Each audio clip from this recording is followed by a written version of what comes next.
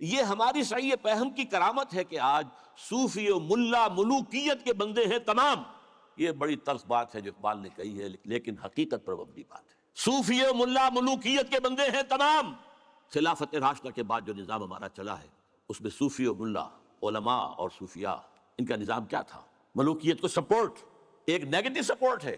خانقاہوں میں بیٹھو، اللہ اللہ کیے جاؤ، ضربیں لگائے جاؤ، یہ کیے جاؤ، اپنا تزکیہ کیے جاؤ، مانجے جاؤ، اپنے آپ کو رگڑے جاؤ رگڑے جاؤ رگڑے جاؤ رگڑے جاؤ، اسی میں زندگی بتا لو.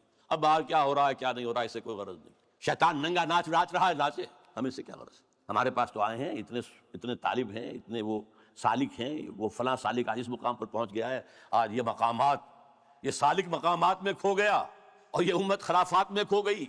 یہ سارا معاملہ جو ہے، اور ملا کا معاملہ کیا ہے؟ دو طرف سے.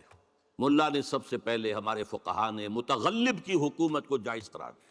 یعنی اگر کوئی شخص اپنی قوت کے بل پر آ کر حکومت پر قبضہ کر لے تو جائز ہے، اور حکمران کے خلاف کوئی بغاوت نہیں کر سکتے جب تک کہ وہ تمہیں کفر کا حکم نہ دے.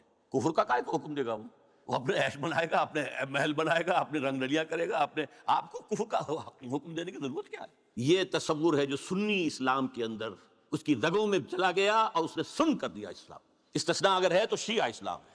وہ تسلیم نہیں کرتے، چاہے کھڑے نہ ہو، مقابلہ نہ کریں، تسلیم نہیں کرتے، ذہناً ریکنسائل نہیں کرتے، نفرت کرتے. یہی ان کی پوری تاریخ کے اندر ہے. لیکن ہمارے ہاں کیا ہے؟ شیخ الاسلام بن کر بیٹھے ہوئے ہیں. استاد نے، امام ابو حنیفہ نے تعاون گوارا نہیں کیا اس ملوکیت کے ساتھ. عہدے کی پیشکش کی گئی، قاضی القضات ہو جاؤ گے تم، تمہارا فتویٰ جو ہوگا وہی قانون بن جائے گا. نہیں، ہرگز نہیں. جیل کاٹی، ماریں کھائیں. شاگرد نے قاضی ابو یوسف عہدہ قبول کر کے تعاون شروع کر دیا. استاد نے کہا تھا مزارعت حرام، جس کی زمینیں خود کاشت کرے. شاگرد صاحب نے کچھ تھوڑی سی شرطیں لگا کے مزارعت جائز. کیوں؟ ملوکیت کے پاؤں ہوتے ہیں جاگیردار. یورپ میں کیا تھا؟ یہی فیوڈلز، بیرنز، لارڈز، ان کے اوپر بادشاہ.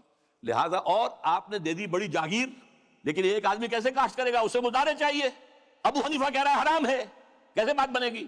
لیکن نہیں، جواز ہے. یہ شرطیں لگا لو، جواز ہے. نمبر 3، اس سے بھی زیادہ تلخ، سود کی بھی ایک گنجائش اسلام نے پیدا کر دی. یہ ہماری فقہ، آپ جان لیجئے، فقہ کی بات کر رہا ہوں. کتاب و سنت ہے ہمارا دین اصل. ایتونی بشیء من کتاب اللہ و سنت رسولہ حتی اقول. یہ فقہ دین نہیں ہے. اور نمبر 2، علماء نے علم کلام کی جو بھی بات کی ہے، جو ان چیزوں کو جو بعض طبیعیاتی مسائل ہیں ان کو بحث کا، نزاع کا جو موضوع بنایا ہے، یہ دونوں چیزیں بھی، وہ اس سے بھی عمل کا جذبہ سرد ہو جاتا ہے. تو یہ پیسیفیکیشن جو ہے، طلب تقدیر ہو جانا، کوئی متغلب ہے تو کوئی بھی ہے بھائی، طاقت والا ہے، آ گیا ہے، اب تو ماننا ہے، اب تو وہی امیر المومنین ہے، اب تو اسی کا حکم ماننا ہے، الا یہ کہ وہ کفر کا حکم دے بس. اور یہ کہ جاگیرداری جو ہے وہ جائز ہے.